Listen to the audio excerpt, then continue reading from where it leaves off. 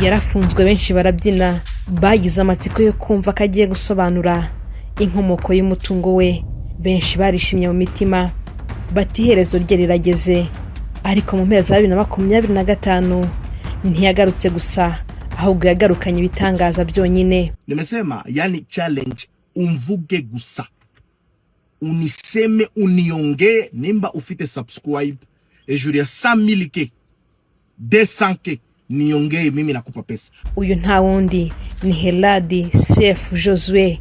Uyu mugabo wiyita ATM machine, World Limit, Western Union, Limitly, Bank Mondial, mukuru wa bose aka Joshua Levoya. Ntiyasuye mu rusengero gusa, ahubwo amafaranga ari kumeneka nk'amazi. Kuri we icyo akeneye no kumuvuga gusa, ubundi akakumenaho inoti. Ndabizi bamwe muri mwe muribaza muti ese uyu ni umugira neza w'ukuri ushaka gushyigikira impano z'urubyiruko, cyangwa n'umukino wo gupfuka amaso ubutabera n'abaturage nyuma y'ibyo yanyuzemo?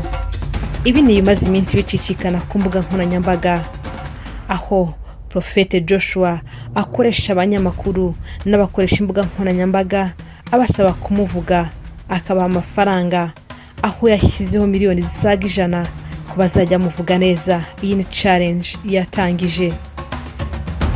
Muri uyu mukino mushya, Prophet Joshua ntabwo agishaka gushimwa n'abahanzi gusa, uba amaso yerekejwe ku banyamakuru n'abakora ibiganiro kuri internet, ahari bafite imfunguzo z'imitima y'abaturage muri iki gihe, by'umwihariko urubyiruko. Benshi baramusingiza, abandi baramuhimbira indirimbo, barakora ibishoboka byose mu gusingiza Prophet Joshua, ATM machine, World Limit, Bank Mondial, Joshua Levoya. Ngewe kuva uyu munsi nzajya mvuga Prophet Joshua, naba mbishaka naba ntabishaka, nayuye mbyutse n'indyamye nanasinze. Uyu niwo mukire mu bakira hangaha twigeze dutunga, ufite amafaranga akanabigaragaza, akanagira na factor runaka.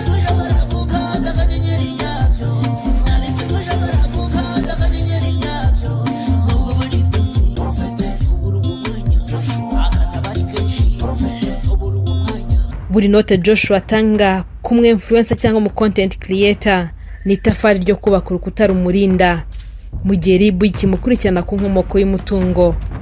Ko afite abantu benshi amuvuga neza, bituma amaso y'abaturage areba ku bugira neza bwe aho kureba ku buzima bwe bwite. Ese ubu n'ubufindo bwo kuzimya umuriro w'amategeko, cyangwa Joshua n'umwe Messi yabavuze akabaje gukiza abanyempano b'u Rwanda bamwe mu bari bafite inzara? Iki ni igisubizo kiri mu mufuka we. Joshua Levoya, ATM machine, Kalak is my name. Ha? Kalak, that is my name. Big Boss, Petunia is my name. Western Union, World Limit, MoneyGram, Ria, Remitly, Wi-Fi, Power Bank is my name. Bank Mondial, Bank Central d'Afrique is my name. Yaje nk'umukire utunguranye, akora ibikorwa by'urukundo, atera inkunga imyidagaduro, ariko ubuzima bwe buza guhindura isura ubwo yisangaga mu bako y'ubutabera.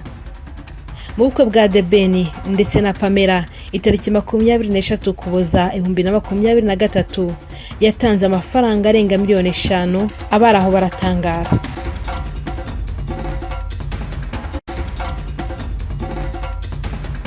Si ibyo gusa, kuko no mu bihe bitandukanye yakunze kunyanyagiza amafaranga ku ma stage, ariko ku rundi ruhande ntabwo yigeze asigana abaturage kuko hari abagiye yishyurira mitiweli ndetse akanashyigikira imishinga mito yabo. Ibi byatumye benshi bamubonamo umubyeyi, abandi bamubonamo umugira neza. Kwerekana amafoto ya keke nziza irimo amafaranga y'u Rwanda ndetse n'inkuru zo kuri TikTok na Instagram zerekana amafaranga byatumye tariki ya 18 Ukuboza 2025 yisanga mu maboko y'ubutabera, akurikiranwe icyaha cyo kugayisha agaciro k'ifaranga ry'igihugu n'icyo kudasobanura inkomoko y'umutungo we. Prophet Joshua avuka ikatanga muri Repubulika ya Demokarasi ya Kongo. Yavutse mu muryango ukennye, aho nyina ari umucuruzi usanzwe naho se umubyara yari umwarimu. Uyigeze kwifuza gufungwa ngabona ibyo kurya, ariko ntiyafungwa kubera ko babonaga ko nta cyaha ashinjwa. Uzi ko Butembo nigeze kwemera ko nibye kugira ngo bagende bamfunge kugira ngo ncumbikirwe muri gereza, no kumfunga bakanga kumfunga. Amashuri abanza yigiye muri Repubulika ya Demokarasi ya Kongo ariko yasoreza mu gihugu cy'u Rwanda. Yagarutse mu Rwanda aje mu ivugabutumwa n'ubuhanuzi, ari naho yakuye izina Joshua Lovoya. Ubwo yakoraga ivugabutumwa, umwe mu bagore yaramwikundiye kubera inyigisho ze, ariko akigisha yambaye inkweto zacitse. Uyu mugore yamuhaye amafaranga $3,000 ariyo yahereyeho acuruza ibikomoka kuri peteroli mu gace k'iwabo. Nyuma y'ibi yaje gushinga iduka ricuruza ibintu bitandukanye, aza no kwinjira mu bucuruzi bw'amabuye y'agaciro, ariho yakuye amafaranga afite n'ubu kugeza ubwo agiye muri Rio Estate. Bakora Rio Estate. Oh. Ese urukungurikira uri muri Rio Estate. Yabyumva.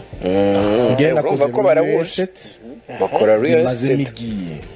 Oh. Nshobora kugura ikibanza cya $100,000 ngayigurisha kuri $300,000. Ni ibintu biri simple. Nshobora kugura ikibanza cya $200,000 Nyarutarama ngayigurisha $500,000 cyane. So nuwambaza aho ngura amafaranga kubera icyo ngura kirumvikanye. Kereka umuntu utane muri Rio Estate niyo ushobora kumbaza kabiri. Prophet Joshua yashakanye n'umunyarwandakazi mu 2013 ariko basezerana imbere y'amategeko mu 2019. Ubu bakaba bafitanye abana 4. Yabashijwe impamvu akunda kugaragara asesagura amafaranga, avuga ko yamenye ko nta tariki y'urupfu ibaho kuko umuntu amenya itariki y'amavuko ariko atamenya itariki y'urupfu, bityo agomba kuba mu mafaranga yakoreye uko ashaka ukataza umunsi azapfiraho. Uyu nta wundi ni Prophet Joshua, umugabo uri gukomeza avuga ku mbuga nkoranyambaga ugaragara nk'umugiraneza, dore yuko umuvuze neza uwo ari we wese amuha amafaranga.